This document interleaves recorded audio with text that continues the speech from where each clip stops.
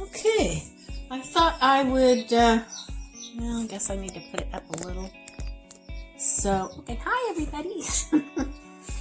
Now what I'm doing is, this one doesn't really have much of a stem on the end, so I kind of break away from it. I want to make sure that I have all this. I don't really like the stems in it because they're kind of pokey, and I also check, 'cause a lot of times it'll be damp by the stem. Like this is a little stem from the other that I just pulled the stuff off from, and it's just slightly damp, so I'm going to take it out. Remember I said I do not want any dampness in here to cause my batch to mold. That's dry, but I'm going to take it off anyway. Everything feels real dry. I'll let you watch. For those that don't dry a lot, now there's still a tiny bit of, I just kind of strip it along the spine there. There's a little bit of moisture in there, if you can see, kind of see. It's not as crispy as the rest of the leaves. So that's just leaves. That looks good. I'm actually kind of surprised that the rosemary is as dry as it is. Now I was dehydrating that at 131 degrees. Sometimes I do them at 95, but it takes all day and they don't ever seem to dry. So I thought I would try it a little warmer, and just within a couple hours it's been dehydrated. They still have a good green color, so they're not like black or brown. They're nice and green. Let me show you. They're nice and green, so that means it's good. They're crispy, but they are green. Okay, let's try a rosemary, and it is, I'm going to just kind of pull the little needles off. The needles are dry. Yeah, most of them. Yeah, the needles are pretty dry, but the stem is still a little bit of moisture in it. We're not going to use the stem, so I'm going to set that aside. There's another leaf. It's all crispy. I think you can probably hear it. Some more rosemary. And you need to really check. I might grab one piece of rosemary and it be dry, and grab another one and it's not. Just for some reason the way the air was going around in the dehydrator or something, you never know. Those don't come off real easy, so they're not totally dry, so I leave those few on there. Remember, I've washed all these beforehand, and then I run them through the little centrifugal force when you pull the string on the salad spinner, and that dries off a lot of excess moisture so that they will dry faster for you.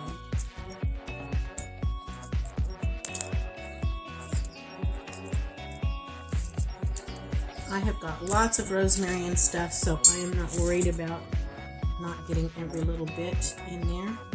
I want to make sure it's just the dry stuff. It's dry. Okay, now on this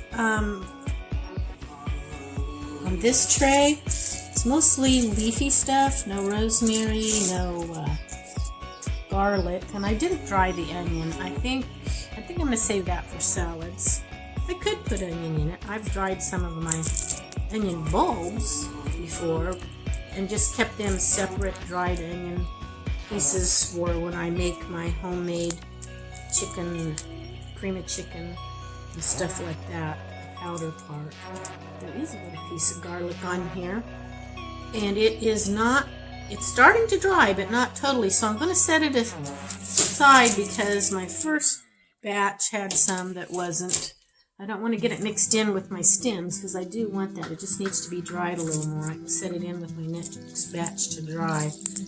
I'm going to take the stems. I can't seem to get this. There it goes. It did go a little bit lower. I turned it up so you could see me, but I want you to see what I'm doing in my bowl here. So,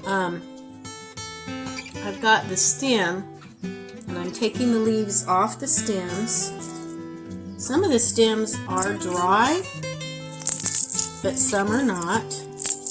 And I'm just crisping off the leaves that are dry. If there's a leaf or two that's not dry, I'm leaving it on the stem because it's kind of dry, but not enough to crisp off.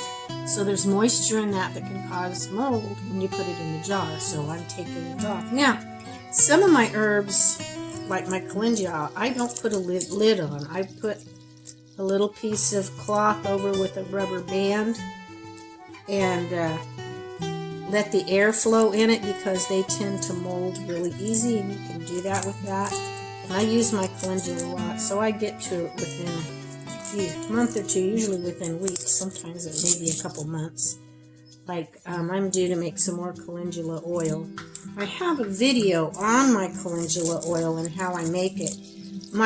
I used to make it a different way, and then I think my last video on it, I think I had switched over to the new way, I'm pretty sure. And it's much better. It works a lot better. You get a lot more out of it.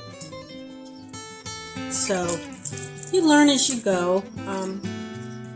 I'm a grandma, but I am still learning. I believe that we will learn. We should be lifelong learners. I used to teach some, and I would tell my kids that, I'm still learning too about different things. I may know more than you know, but I'm still learning, and that we should always want to learn. None of us are perfect. I enjoy watching videos sometimes when I have the time of different people that are, really teach you something. And I love to teach. Maybe that's why I enjoy doing, I'm not teaching anymore. Maybe that's why I enjoy doing these videos so much. I love to teach. I have taught in Sunday school kids. I have taught in my home ladies' Bible studies. So I love the Bible. I've done a lot of studying in that. You can never study enough that. But I love to share. And I used to have a ladies' Bible study in my home and ended up having quite a few ladies that they weren't part of my church or anything. I got one person in the neighborhood that was coming, and they invited someone, and then they invited someone, and pretty soon I had a whole house full in my little house. But I love it. I love teaching. So, and I have taught in private schools, Christian schools, and I've just done a lot of teaching in a lot of different ways. I used to put together a newspaper for our church and write articles and stuff. I have a book that I wrote. I am writing. I was teaching and also writing. When I was growing up, I used to write all the time, and my teachers would send notes home to my mom, this girl needs to go into creative writing. So I always wanted to do a novel, and actually I wrote most of it when I was working. I would come home and just go in my room, sit at my desk, and work on my book a lot. I did that for a couple years.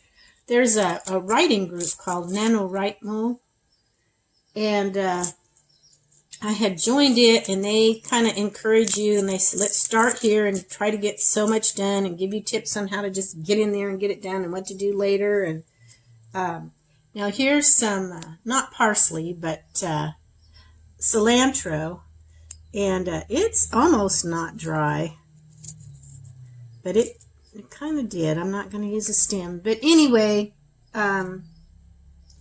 just visiting with you while I'm doing this. Yeah, they were real encouraging. I finally got a book done. I'm working on the sequel. I've actually had part of it written years ago, and I'm turning it into a sequel and making my characters from my first book, putting them in. But it's a very different book. It is more sci-fi-ish, whereas my first book is more a historical novel around the Second World War. But the second one is more of a sci-fi, although I'm very much of a realist, but there is a lot of things in this world that we don't know about that they have. And some of the things that I think that they have and that they do. And I had someone try to steal my daughter when she was little. We caught them before they got out of the yard. She took off running and dove in the car, and it took off. So I know about how that there are people out there stealing our children. And I've been studying a little more on that, and it's scary. I think that good Lord that they didn't get our daughter. But I've had a lot of life experiences, so I can put some things in my book, and I like to write. Now, this is the plantain, and even though it's dark, it's more, It feels kind of dry, but it's not crispy dry. So I'm not going to use it. Now this one is more of a crispy dry, so I will just put it right in there. This one, a little piece, the spine on it's kind of damp, so I'm not going to use that. Here is another piece of the garlic chive, and it didn't hardly dry at all. That's very strange to me.